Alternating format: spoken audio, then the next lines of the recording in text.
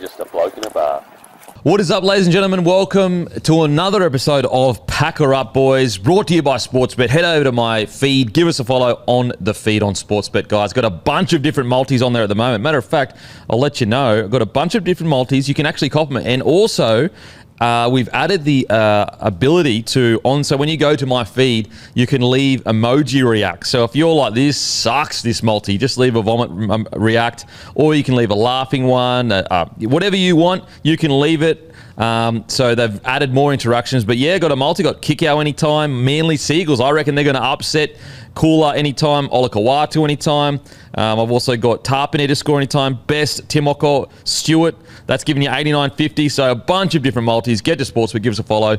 And you can copy all of the bets there. And also you can put shit on me if I get it wrong, which is quite a lot. But we've actually, Matty is not here today. He's crook. So we've got Winston, the great Winston Neville of Instagram. Hey, how are you, Denon? Shout out to Matty. He's been a huge help with, I guess, getting me here and just running me through everything. But absolutely thrilled to be on a podcast that, like, I listen to every week. It's pretty cool. Mate, stoked to have you here. Stoked to have you. I hope you're ready to talk about video games and foreign films. Video games and foreign films. But also, guys, get into Grumpy Coffee. Grab your Grumpy Coffee today at grumpycoffee.com.au. We've got whole beans, we've got pods, we've got it all. It's a beautiful coffee. You will not be disappointed. And just quickly, give Luke Camilleri a follow on Instagram. LDC_01, the best car guy in the business. Just recently, we gave away a car, but you're going to hear more about that. But we've got some more partnership coming up in the future.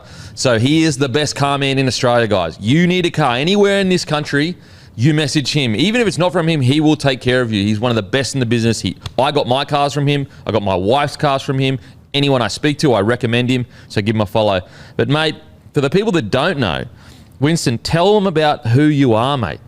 Oh, don't open that door. I'm a massive... Do you know who you are? That's the question that I want to ask you. I'm only 23, so I don't know if I do know who I am yet. I'm still young, but no, I'm just a massive rugby league fan. I have been my whole life.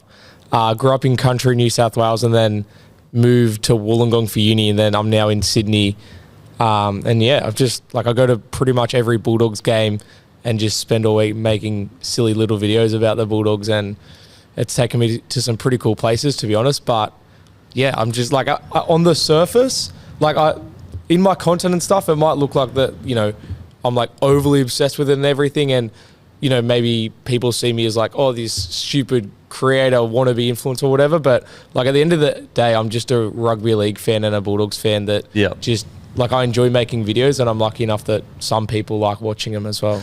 Mate, I tell you what, smartest answer I've ever heard in regards to being asked who you are and saying I'm 23 and I don't know who I am. Because I tell you right now, when I was 23, this is how much I didn't know who I was, bro.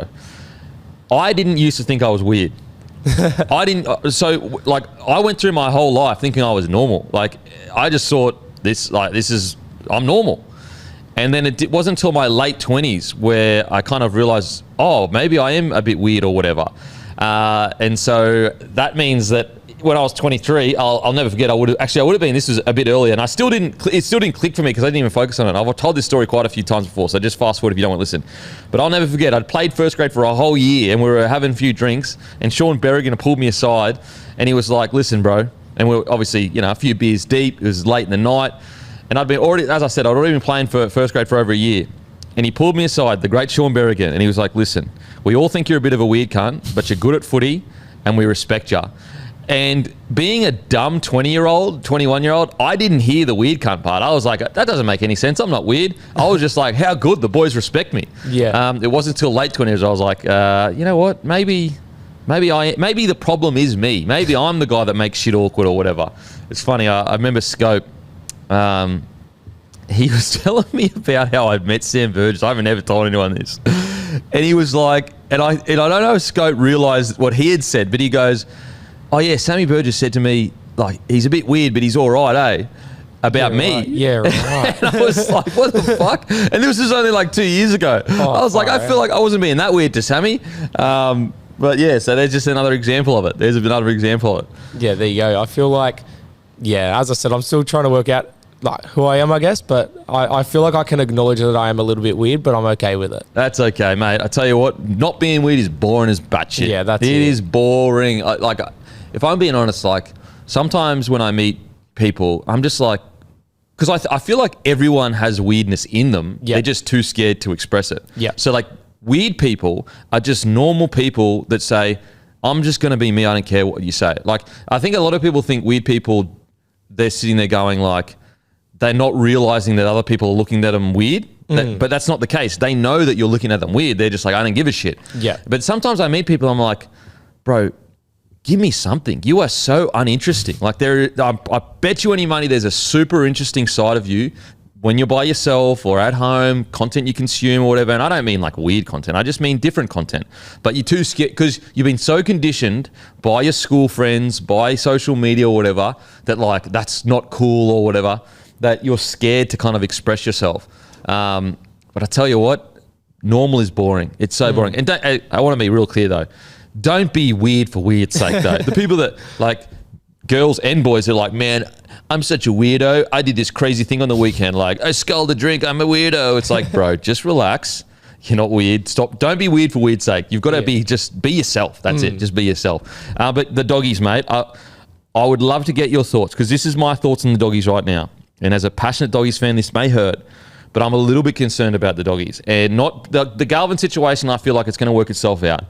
But I just feel like, first of all, your record against top-tier sides, I was willing to look past that because you were just so clinical when you need to be clinical. But the last month, especially since the Broncos game, I've been a little bit worried about the back end of your season because you've been like basically starting games really well, then the second half it all falls apart. And you've just gotten really lucky the Cowboys were really poor, and you've gotten really lucky that the Dragons were pretty poor in the end there.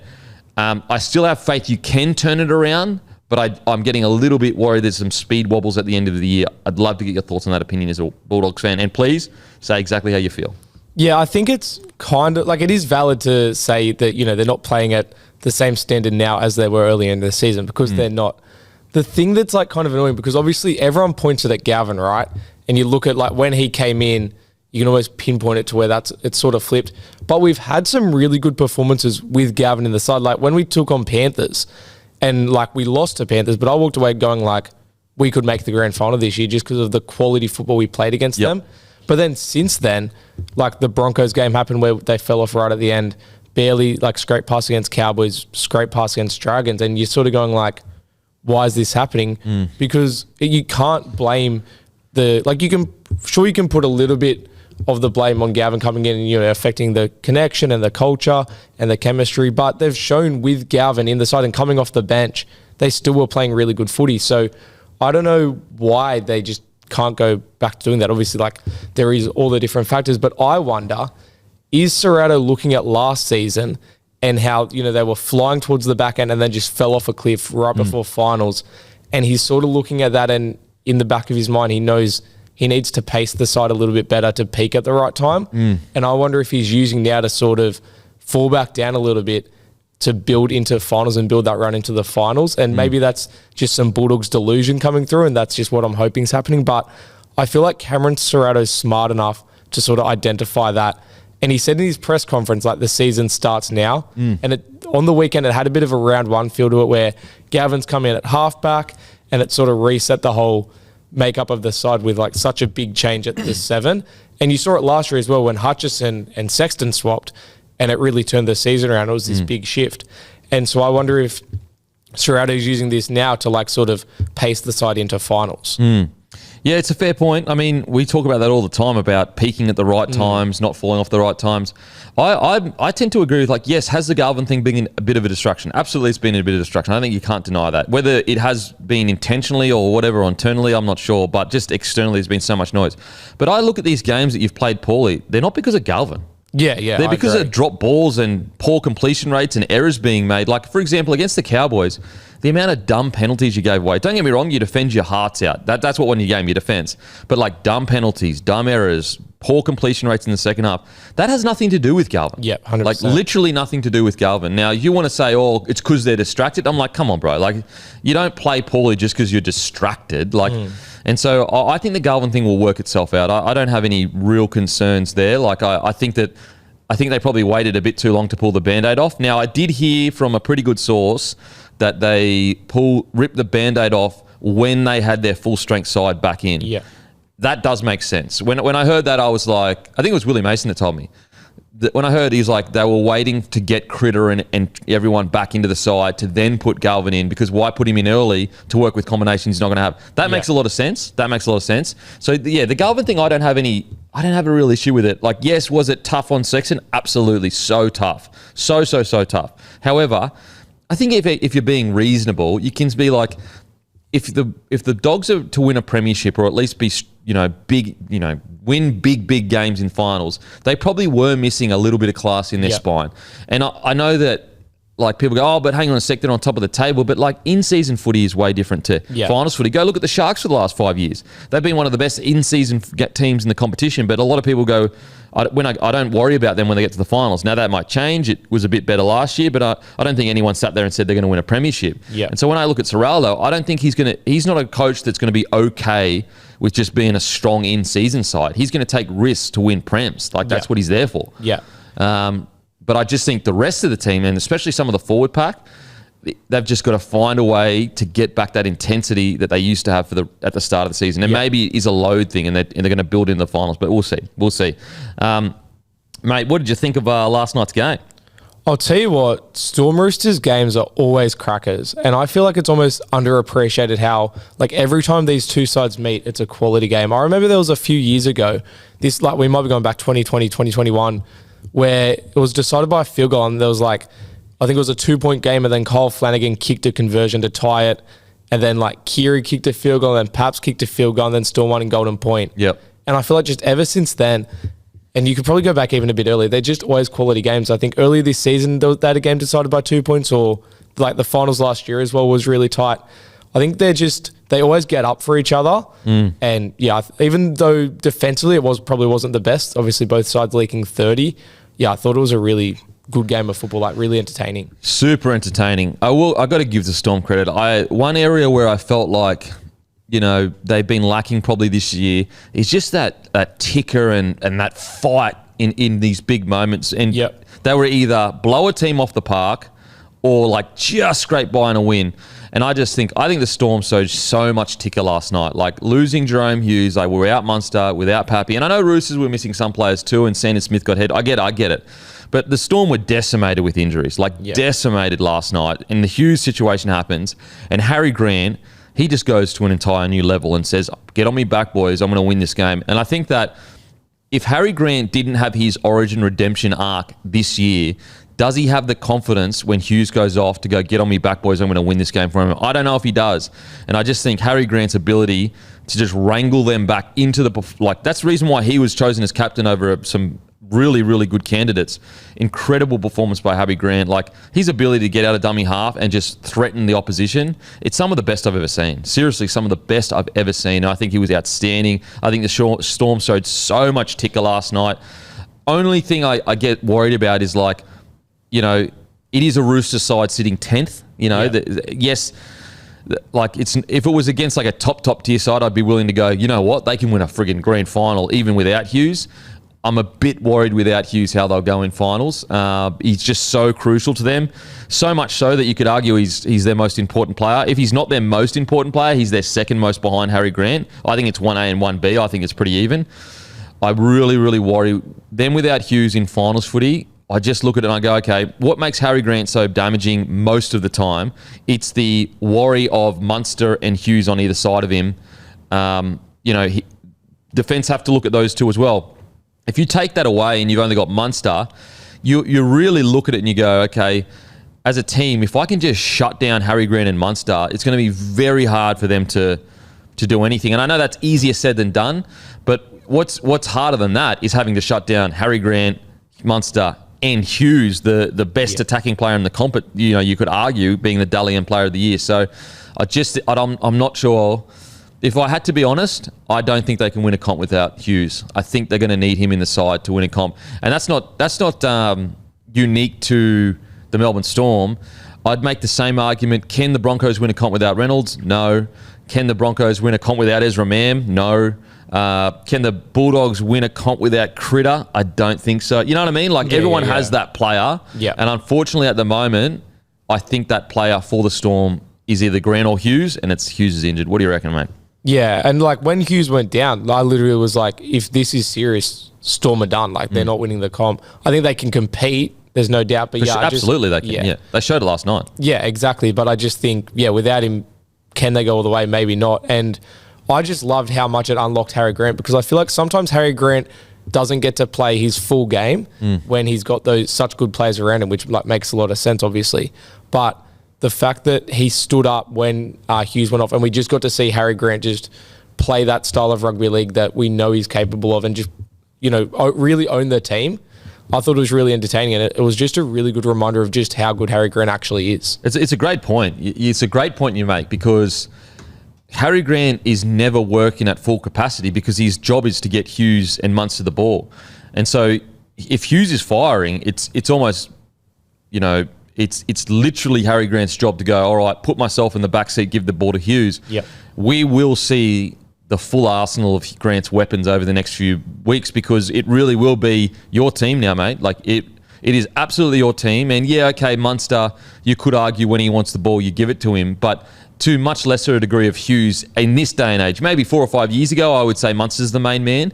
Whereas I think heading forward, Grant is, especially with Hughes out of the side, I would say Grant is the main man, and he calls the shots no matter what. Now, granted, no pun intended, but granted, I do think in good ball, if Munster's calling the ball, like if you're inside the 20 and Munster wants the ball, you get it to him.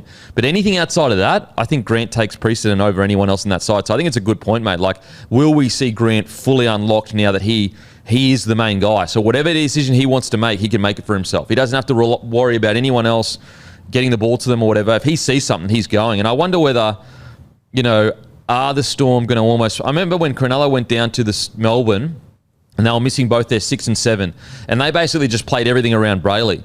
And I wonder whether they're going to play a little bit almost like the Raiders too with Hodgson, where everything is just around the ruck. Everything is just around Harry Grant and around the ruck, and he's basically their main man. Yeah, it's almost scary to think about. Like, you can sit here and say, like, without Hughes they can't win the comp, but when Harry Grant's having more of an emphasis on this team, I think that becomes really scary, because, like, as you said, when they're all in there, it's obviously hard defensively to think about, like, you're trying to stop Munster and you're trying to stop Hughes, you're trying to stop Grant, perhaps he's there as well. But, like, Harry Grant's so good at hooker. Like, when he's at his best, he's undeniably the best hooker in the comp, and probably will go down as one of the best hookers ever if he stays on this trajectory. So the fact that, like, he can just play his brand of footy is, like as a Bulldogs fan, it scares me. And like, your Bellamy's going to lean all the way into it. Like, he'll literally design game plans around Harry Grant. It's a good point. It's a great point. Like, could it be that we're both kind of sitting here going, I don't know if they can win a premiership without Hughes, but maybe we're not giving credit to the level at which Harry Grant could go to, and all of a sudden we're going, oh, hang on a sec, like Harry Grant's gone to a whole new level. They might be able to win a premiership. It's a good point. I just think, though, that, like, Hughes is such a weapon. The amount of games he has got them out of, like the amount of tough situations where they've been playing poorly and he just gone. I mean, it was only a couple of weeks ago. Knights are all over him. And then Hughes comes out in the second half and just goes bang, bang, bang, bang. 4 try assists, essentially, and they win the game. Literally. Yeah. Crazy. So, with all that aside, doesn't matter whether the Roosters are 10th, 2nd or whatever, I thought it was such a brave performance by the Melbourne Storm. And so I think Bellyache, it's been a frustrating year for Bellyache, because I think that he knows, and I know Storm fans think I'm hating. I'm really not. You guys know I'm not. I think it's just a loud minority that think I'm hating. But I think that it's been a frustrating year for Bellamy, because he sat there so long gone, there's more. You guys are better than this. Like, yes, okay, have we won 4 or 5 in a row? We have. But have we looked... often we always talk about the results, not the main focus. It's the journey. And I think Bellyache, he's built his career on the result will take care of itself. We have a certain amount of standards, or we have certain standards we set in the Melbourne Storm jersey. Doesn't matter who goes in it, that you have to meet these standards. And if we win but play below those standards, then are we really being Storm players? And I think that's what's been frustrating for Bellamy this year. Now, granted, yes, was their defence not the best last night? Fair, but I think Bellyache will be pretty proud of how much they fought for that win. I really do. Yeah, and I feel like at the start of the season, as a Bulldogs fan, I was going like, Storm will win the comp and it's not going to be close, just because of like how close they went last year, and I feel like they've got a better team this year with Stefano joining them. So the fact they haven't been as dominating as I thought they would be is like, I feel like that's a pretty valid critique to make of them, and I think it would frustrate Bellamy, because he can see like how good this footy side should be playing. And that's not to say they're not playing good. They are playing good. But I just feel like they're not dominating as much as they potentially could. Yeah. I mean, there was one stage where I think they were fourth. I think they were sitting fourth at one stage. But yeah, so I'm going to be super interesting. Who does he put there? Is it Pezzett? Is it Wishart? You know, it's going to be super, super interesting. In regards to the Roosters, man, I just thought some of their senior players, like Toops dropping that ball over the line, one-hand carry, the hot pirate Connor Watson with their head high, Angus Crichton with a couple of knock-ons. I just thought their senior players, like, you know, these were all, like the head high is one where you go, okay, look, sometimes you just accidentally head high. So I can kind of remove that one. But the Angus Crichton drop balls were just like so crucial. And then the Tupou one with the one-handed try to put down. You know, it's hard to be too critical because Tupou's been around forever. He's been so good and he'd be the first one to tell you that he shouldn't have done that. But it doesn't change the fact that these were senior players that usually that's who you lean on to get you across the line, and they didn't. And I will say as well, like, that call for Tedesco and Nwanganituwase not to be offside, but especially Tedesco not to be offside, was outrageous. I don't know how the bunker, and so I know that, so I think there's a rule, and Matty told me, where the bunker doesn't have that overhead shot because all stadiums don't have it, so it's unfair to use it just for that game. I think that's a reason why the bunker confirmed the try. But even still, in real time, and you can actually go back and watch the footage, because I obviously did the live show last night with Hello Sport. Go back and watch the footage. In real time, when they put that bomb up, I said Tedesco was offside. How you can possibly watch those replays and tell me that Tedesco has both feet behind the ball, it's outrageous. It was a shocking call. And I'm willing to let's say there was no bunker and the ref missed that. Okay, sweet, because it's on the fly, you don't have replays. But it's inexcusable to be giving that as a try confirmed when you've got so many replays where everyone can see he's offside. Yeah, inexcusable. Like his foot was, like at least one of his feet were in front of the kicker, undeniably. Like you can't argue it. It's black and white. And his foot was in front of the kicker at the least. I think his whole body was in front of the kicker. His whole body was in front of it. And that top angle's like going around on social media and you just see it in front. And I think both are in front. But yeah, his whole body is in front. It's insanity. And I just feel like the argument of saying, oh, we can't use the top camera because not every stadium has it, that's like the worst excuse ever. Use it when you can use it. And if it's not available, then yeah, fair enough, you can't use it. Yeah. But why would you limit yourself just because you can't do it like for every single game? Surely you want the best quality in that game that you can get in that game. And what's crazy is, like, even without that top view, everyone could see it was offside. Yeah, you can still see it's offside. It was so far offside. Immediately, as soon as it happened, you're like, oh yeah, he's way too ahead in the kick chase there.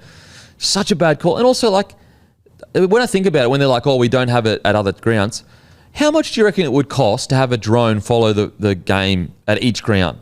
Because surely it's worth investing in just to have this consistency and not be missing those calls. Like, honestly, how much? Let's say they bought the drone and it was 10 grand. The drone cost 10 grand, and then you pay a bloke $500 to $1,000 each game to just drone up the top. Yeah. With why can't they do that?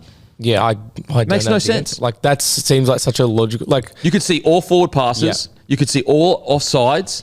You could see, 10 meter. Like, you'd see everything. And drones are relatively cheap now. So I don't understand. And also, you absolutely could get someone that could, program the drone to be working within, to follow the ball. Or just someone with a handheld just following the ball. It doesn't make any sense to me that we don't have a drone above the game going back and forth at every single game. Because you could easily get clearance from the council that we're using a drone just within the stadium. Yep. It's definitely not too expensive. There's no way. There's people that just have drones friggin'... Everyone has, normal just hobbyists that like good views and cameras have drones. Yeah. It makes no sense to me. Makes no sense. So yeah, with the Roosters, it's a tough one because, at the start of the year, I didn't have them in the 8 just because of the injuries that they had. But they showed so much promise that I was like, oh shit, okay, I've got to change that. I was wrong. But unfortunately, so it's like, I don't want to be too harsh on the Roosters because I already had them outside the 8 anyway. But just what a missed opportunity this year. I felt like they made such strides. They had such some good young guys coming through. And just, unfortunately, at the key moments, they've dropped the ball. Yeah, and there's been a few games this year where they've just let it slip and left points on the field. And when you try and get your ticket into finals at the end of the year, you look back at those games. And if there's 3 or 4 of those games, which I feel like there is for the Roosters, you're just going you're thinking about what could have been. And as you said, like I didn't have them in the 8 either. I thought they'd struggle this season. But when you see them, play good football, you sort of reevaluate it. And they probably are good enough to play top 8, but they're just not icing some of these games. And it is going to come back to cost them. Like I don't think they'll play finals footy because of it. Yeah, like there's multiple games early in the year where they played hectic for 60 minutes. And then the last 20 minutes, they just fell apart. And unfortunately, it happened again. Like they had that game in the bag. As soon as Hughes went off, that should have been game. Yeah. Like they were already winning. I think only by like 2 points, but they had the momentum. They were winning on the scoreboard. Teddy came alive. He was playing good footy. Yeah, I don't know how they let that one slip. And as you said earlier, it is a credit to the Storm as well, though, to have Hughes go off, no Munster, no Paps, and still going to be brave enough to win that game. Yeah, so look, really, really good win. Look, I thought Stefano had a bloody good game. Josh King was outstanding, obviously, with his 2 tries. Coates' offload, just crazy. Like that first, I think it was the first try, that offload that he did. He's just such a good player. But it was, for me personally, it was a Harry Grant show. It was a Harry Grant show. 100%. Like genuinely just like, they're on the canvas. They've gone, oh my God, our Dally M winner of the year, Hughes is going off. Oh my God, what are we going to do? And Harry Grant said, boys, don't worry, I got this, and just took it to a whole new level. Just crazy. Such a good bloody player. Legend of a bloke too. So yeah, that sucks. But what did you make of the forward pass at the end, the forward pass call? I thought that was clearly forward. Oh really? I thought it was. I was happy with it, to be honest. Really? No, I actually called forward as soon as it was passed. Yeah, okay, fair enough. Go on Fox League. You can actually see a replay. It was forward. Yeah, okay, fair enough. It was forward. I mean, I think it was, but yeah, if you go on Fox League's Instagram, Teddy's talking about it, but then I've got a replay of the pass underneath him. And it looks pretty clearly forward to me now. But Teddy didn't think it was forward, but I thought it was pretty clearly forward. Yeah, no, fair enough. I thought it was flat, and it was a 50-50 call, and it is what it is. I tell you what, if we had drones, would have made the call a bit easier. You'd be able to see it. And look, I don't want to stop the game to start doing forward passes, but at the very least, you'd have like pretty much indisputable evidence of what they're getting right and what they're getting wrong. And also like. What I also don't get is like, not only would it help refs calls and the video ref and the bunker or whatever, but it would also help gather information to improve the referees of like, this is how many forward passes you're getting wrong. Like you 3 refs out of the 10 or whatever, your 10 meters is way too short. You know what I mean? Like there's so much information you could glean from a drone shot going over the top of every single game. I guess we'll see. The Rugby League game has been released, mate. You said you're one of the few people that loved it. There's a lot of people that are off it, mate. There's a lot of people not happy. What are your thoughts, mate? I'll tell you what, you can jump into the comment sections on some of my posts, and I'm just getting pizzled for enjoying this game. I think, like, obviously it's very well documented that the game has like lots of bugs and lots of glitches, and it's not perfect. But I think you said it yesterday on the DMP that like, were people expecting it to be good? Like, it's made by Big Ant, a tiny company in Australia. You can't really expect the game to be good, and I feel like maybe my standards just weren't high, like my expectations weren't very high heading into it. But like I'm a guy that's played Rugby League Live for 8 years, nearly every day. Like I just love Rugby League video games. I've played them since, like I can remember playing Rugby League video games as long as I remember playing footy, and I was playing footy when I was 6. Like I've just always played Rugby League video games, so maybe I'm more patient with it, and like I just like Rugby League, right? Yeah, I feel like it's a mix of me just like loving Rugby League and then also having lower expectations where I'm finding ways to enjoy the game, but it's undeniably buggy and glitchy, but like I'm still having fun on it. The problem is this. The market is not big enough to justify the spend. Yeah, 100%. It just isn't. Like, okay, think about it like this. Our grand final gets 4 million viewers, roughly 4 million. Let's say 1 million people bought the game. Like, that it's just not the case. Like, 1 in 4... because like 4 million people that watch a grand final, that's including essentially, what do you reckon? I'll say 1 million of those people are fringe rugby league fans. Like they don't watch it each week. They don't really care about it. It's just because it's the NRL grand final. Yeah. So essentially you've got 3 million diehard fans. And then you've got to go, okay, how many of them within the age group that buys video games? Let's just say that's between, 10 and I'll just say 30, I'll say 40. 10 and 40, I'll be super generous. I mean, you're already cutting your demographic down to about 800,000 people. Yep. Then they've actually got to want to play rugby league. And so let's say at you're selling for $100 and you sell let's be super generous. I'll say 500,000 copies, which is like that's very generous. Very fucking generous. It wouldn't be 500,000, but I'll just say 500,000. Well, they said that had 110,000 people were playing it. Like that was, maybe over the week, like last weekend, they said it was 110,000. Okay, so let's be super generous then. Let's say 200,000 people bought it. Yeah. So that's a reasonable number. 200,000 times $100. That's $20 million. Yeah. Now, the report was that EA said that if they want a decent game, it's going to cost them 50 to 60 million. $20 million in sales, and it probably costs them at least $10 to $15 million to, well, let's just say $10 million to make it. Then the marketing and all the spend or whatever, like the risk versus reward is just like gigantic. The market isn't big enough to justify a $50, $60 million spend that would actually make the game decent. Yep. Now I will say, could you make that up in microtransactions over a long period of time? Yes. But are you willing to make that risk? I don't know. Spending 50, 60 million on a rugby league game that it might sell to 200,000 people, that's a huge risk. Whereas like, if you're spending 50 to 60 million on a video game, your demographic wants to be like 5 to 10 million copies sold. Yeah. Not fucking 200,000. Yeah. And then fingers crossed, we have a bunch of microtransactions that ruin games anyway, and we hope that eventually it gets its back. It just doesn't make any sense. So the market isn't big enough to justify the budget needed to create a high quality rugby league game. And some people go, oh, hang on a sec. There are low budget indie games that sell 10 million copies, but you've got to understand, they're making games that are easy to make. Do you understand how hard it would be to make a rugby league game where there's contact, there's player models that you've got to like?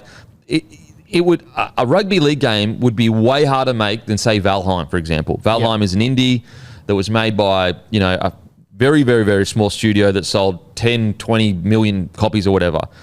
Rugby league would be way harder to make than that. And also look how basic Valheim's combat is. Imagine, because like basically you compare Valheim's combat to what you'd have to make League. It's night and day. You've got to have, like with Valheim's combat, it's essentially a dude swinging an axe, bit of a hit marker, a bit of hit sound, a bit of a jolt from the character to make it feel okay.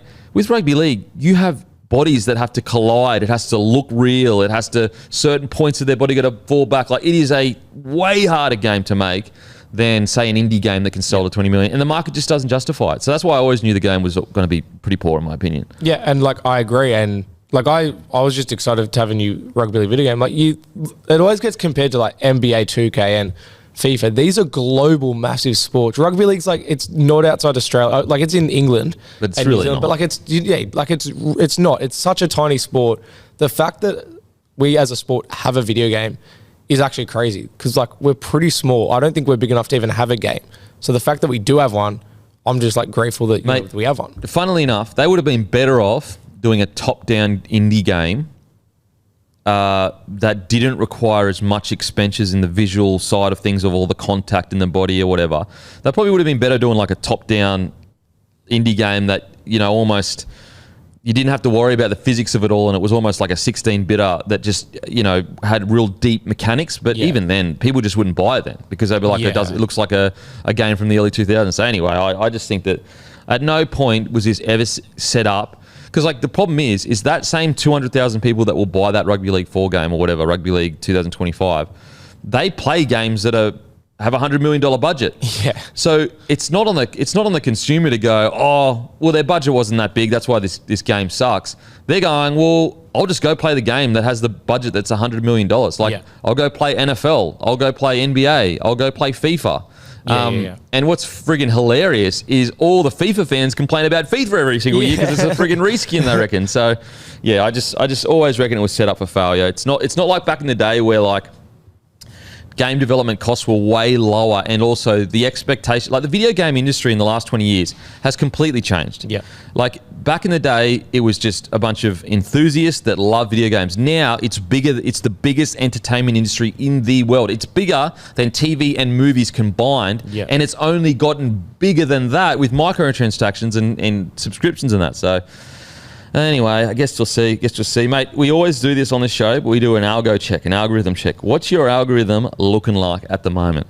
I'll tell you what, it's all just the topic we just talked about. Just lots of Rugby League 26 content. But I'll tell you what, I also am getting a bit of Superman content, the new movie. I don't know if you've seen it, but I'm a big Superman fan, and the new movie just came out a week or two ago. I've seen it 3 times already. And so my For You page on TikTok and Instagram is just full of Superman stuff. Okay, Superman. Are you a Marvel man or you're a DC or what? I'm both, to be honest. Like, I really like the MCU and the Marvel stuff, but like ever since I can remember, I've been like a Superman fan, which is obviously DC, but there just has never been a good Superman movie. You didn't like Man of Steel with Henry Cavill? Man of Steel, like, it was decent, but it wasn't a good representation of Superman. I just thought it was so safe. Like, I just felt with the Man of Steel, it was just like, it was just so basic, you know? It was a good movie, but it was solid, just solid. Yeah, exactly. And it didn't really understand Superman's character properly, like the comic book version, where this new one is like, in my opinion, the best adaptation of Superman that we've ever seen. Does it lean into the ideal of, you know, he's just trying to do the right thing by people, but there's politics that always get in the way of that's exactly what it is. Yeah, and it's like I feel like Man of Steel was sort of focused on him being like this alien or this god, right? Where the new one is like, he is the alien and he's like a god with the powers, but he's trying to be human. It's sort of the opposite. And yeah, like it's the whole premise of the movie is like, he's just trying to do his best, and he makes decisions that are in the best interest in his opinion. But then there's, you know, people push back on that, and then it's just, he's just trying to do his best, and it's just a really good representation of, like, he's just a good guy. Like, there's this scene where he saves a squirrel in the middle of this giant fight. He saves a squirrel, which seems just so dumb and silly, and like the Henry Cavill Superman would never do that, right? But it's such a big representation of the comic book character, because that's what the comic book character does. He doesn't want anything to die or suffer, and so that's where it's like, it's such a brave decision of the director to have this big character do this on the screen, where previously they would never do that. But he does it, and that just showed how good of a representation it was. I mean, he's coming from the perspective thinking that Earth is all in the same team, but Earth is not all in the same team. It's people against each other with their own interests, and he's trying to say, listen, put your own interests aside and be on Team Earth. Yeah, exactly. And I guess that's how an alien would kind of look at it. In regards to my algorithm, actually, guys, NordVPN, make sure to go to nordvpn.com/blokeinabar. Use that link, or go to that link, because it's a 30-day money-back guarantee. And also, you get 4 months free on the 2-year plan. And guys, NordVPN, it's the best in the business when it comes to defense. It's going to protect you, you know, on the internet, all your information's there. But with NordVPN, it's going to protect you. On top of all of that, you can, you know, browse from different countries. You can look at shows that aren't available to Australia. There's so much stuff you can do with NordVPN. It's going to protect. Honestly, your online information is your most important. Seriously, like for convenience, we've all given all our online information. So why not protect yourself with NordVPN? Make sure to use the link. Go to nordvpn.com/blokeinabar and get to and you've 30-day money back guarantee as well. So if you don't like it, boom, doesn't matter. So there's no risk at all involved. My algorithm at the moment actually is, let me just check. You know what? It's a bit of initially it was people reacting to the Clips album. But then recently, oh man, this is for my gamers out there, but I just went into like one video about alternate endings in Cyberpunk 2077. And I'd already watched these videos. I already know that there's friggin' alternate endings and all that kind of stuff. But then I just go down a rabbit hole about like all these different alternate endings in quests, and, you know, decisions you can make, and lore about the Black Wall and the AIs. And so now my bloody YouTube is just all Cyberpunk, biggest moments in Cyberpunk, and this happened, this, and you can finish the game this way or that way. And so my YouTube is all bloody either Clips reaction songs or Cyberpunk stuff. I'll tell you what, you talk about games being unfinished and then released. Cyberpunk is right up there, isn't it? Like with Rugby League 26 is being unfinished, and then Cyberpunk when it for launched. Me, most deceptive dog shit launch in history. Yeah. Because like people that are upset about Rugby League releasing in the state it is, listen, you can look at all the reasons why it released like that. Like, not a big market, not a big budget. People in gaming, when I tell you that Cyberpunk was hyped beyond belief with essentially an infinite budget, like CD Projekt Red had essentially an infinite budget with Cyberpunk. They released such a buggy mess that it was pulled from the Sony PlayStation Store at one stage. But it's also, outside of No Man's Sky is the greatest redemption arc of all time, in my opinion. But outside of that, Cyberpunk is the greatest redemption arc of all time.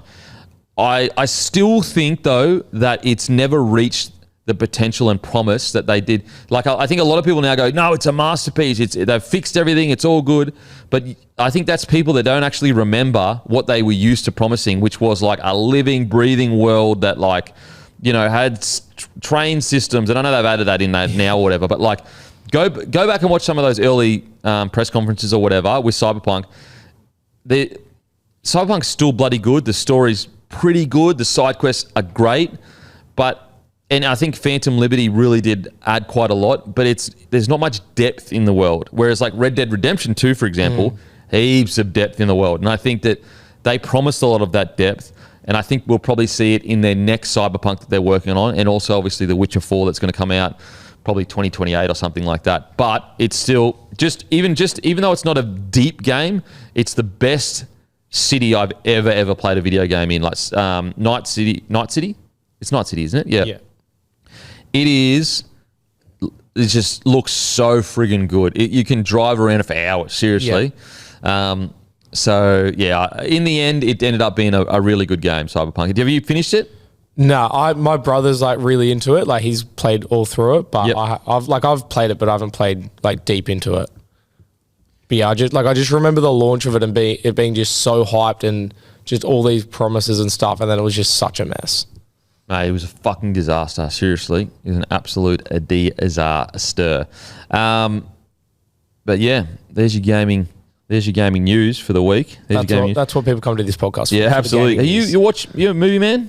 Yeah, I'm heaps into movies. As I said, like I've been to the cinemas 5 times in the last 2 weeks. Okay, yeah. 5 times. What? Yeah. So I went. You going with the missus or what? Yeah, I went and watched Jurassic World. And then went and watched Superman. Yeah. And then Superman again. You went twice to Superman? And then Superman again 3 times. That's how good it is, Dan. It's such a good movie. You got to watch it. And then I went and watched Fantastic Four as well.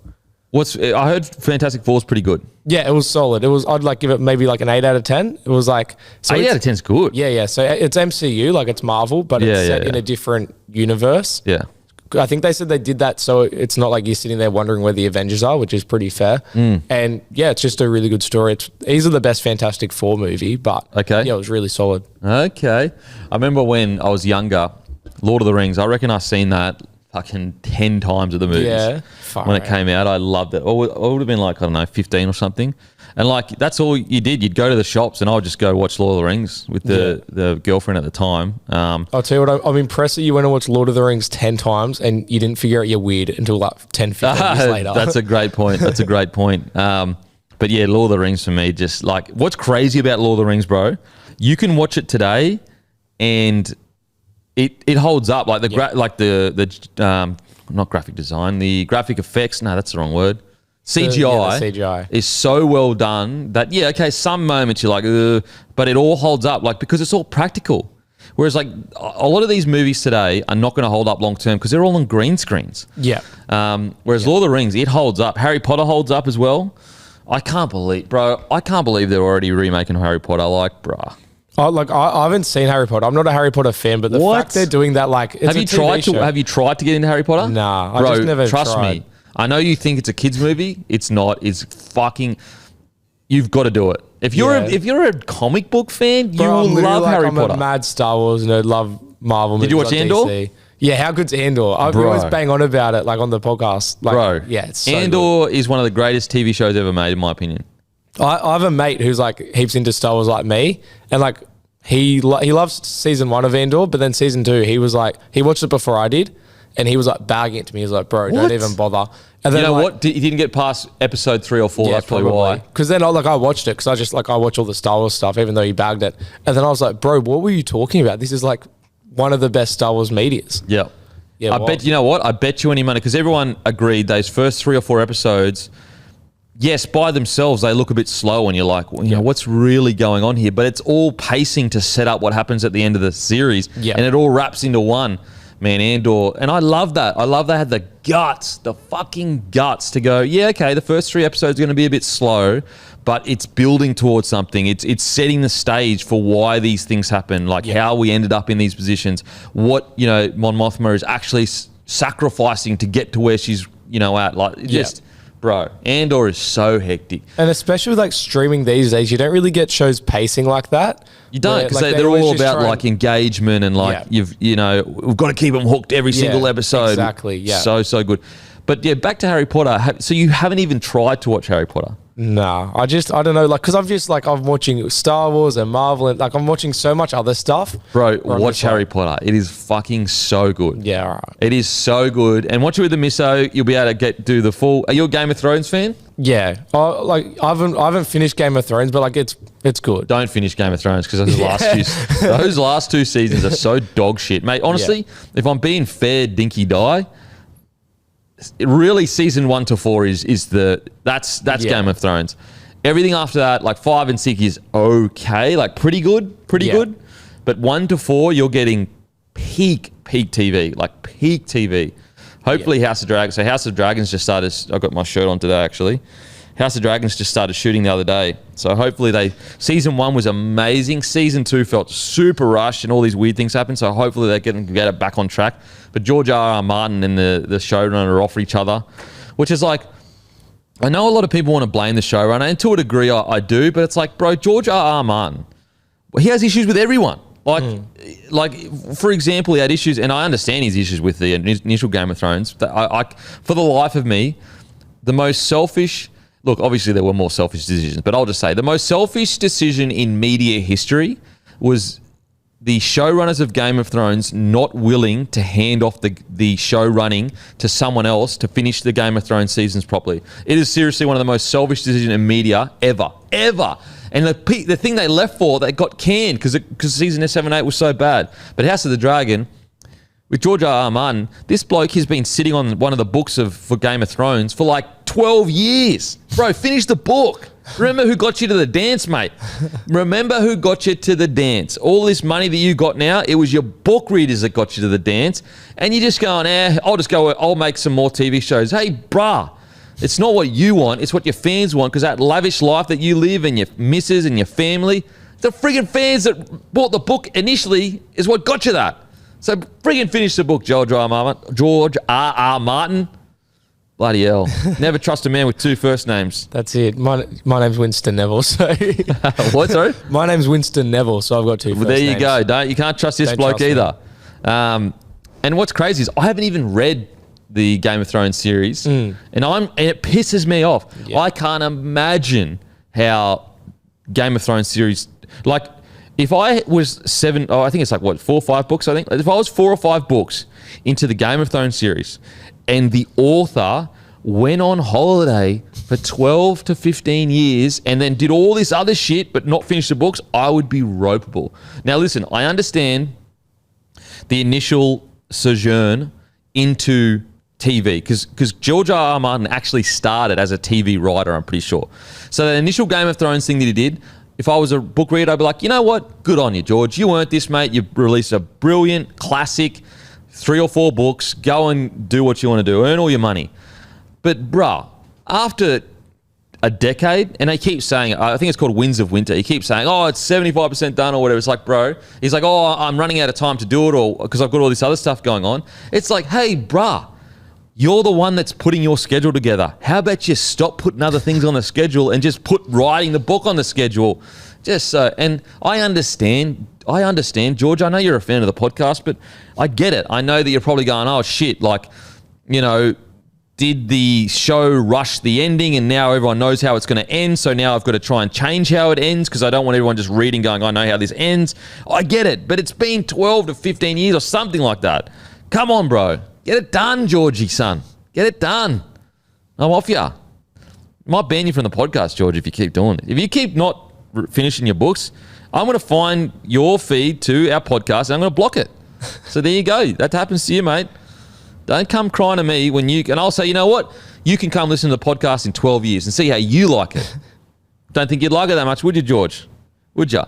And I'll speak to my other podcast friends too and I'll say, block his fucking IP address.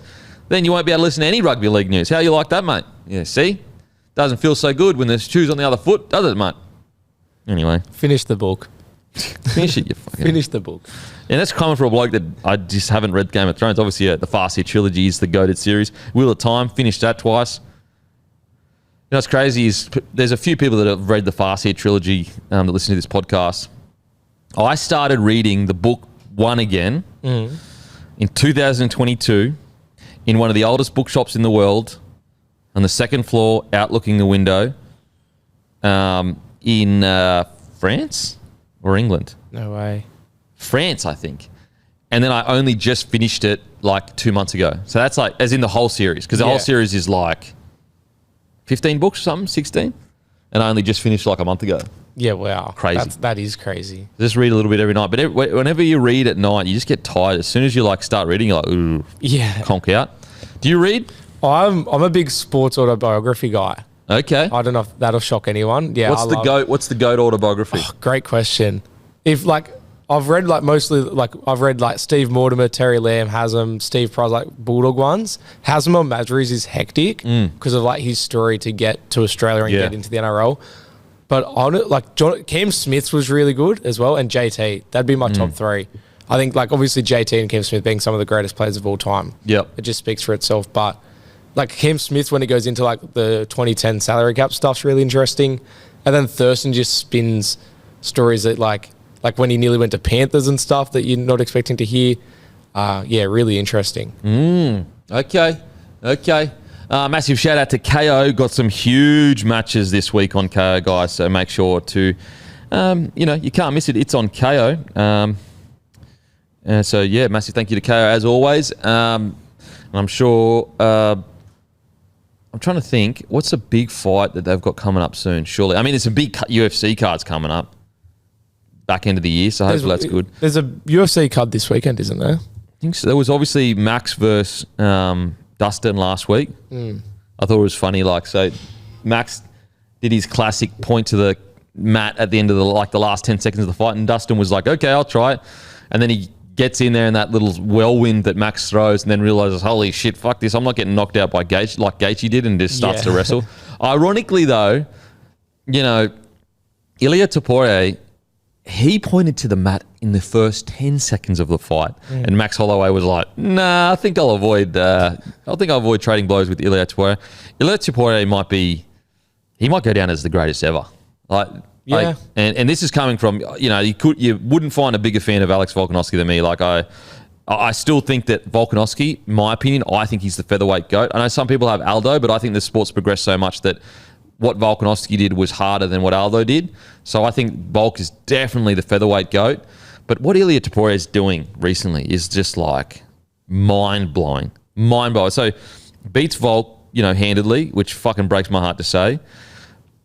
Knocks Max out for the first time in his career. I don't think Max had even been dropped before that. Not only did he drop Max, he friggin' knocked him out. Goes up against Charles Oliveira, upper division, knocks him out in the first round. And Charles Oliveira, never been knocked out, I'm pretty sure. Crazy. Crazy. I don't think we've ever seen such power. And I don't mean power just like brute strength.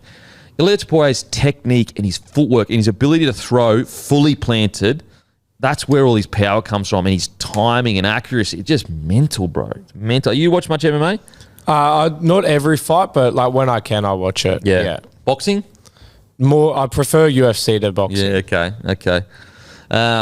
Anyway, guys, grab some Grumpy Coffee. Give us a follow on the Sportsbet feed. Make sure to use the NordVPN link, guys. Really appreciate it. Give Lukey Camilleri a follow on Instagram, LDC_01. And outside of that, I'm trying to think what else. Obviously, massive shout out, as always, to KO. Grab some Grumpy Coffee. As usual, massive thank you to Winston for joining us. We appreciate it, mate. No, thanks for the invite. Very cool to be here, and I really appreciate you trusting me to do this, to be honest. It's all good, mate. It's all good. And as usual, we'll go and fuck ourselves. Thank you. Imagine what you could be buying instead. For free and confidential support, visit gamblinghelponline.org.au.